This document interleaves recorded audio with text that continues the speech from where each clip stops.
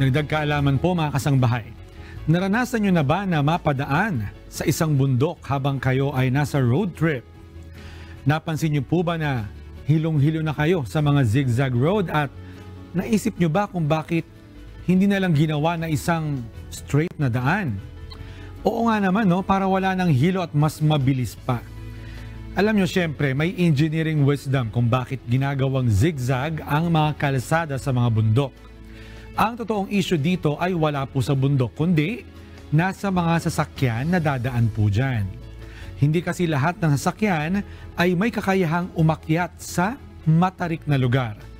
At kung mayroon naman silang power, wala naman silang sapat na gasolina upang magbalik o magbalik-balik sa ganoong kataas na lugar. Kung gagawin naman ng mga engineer na hindi matarik at mas mahabang daan ng kalsada sa bundok, mas less effort ang kailangan po ng mga sasakyan. Mas less power sa mas matagal na panahon, mas ideal para sa lahat ng mga sasakyan.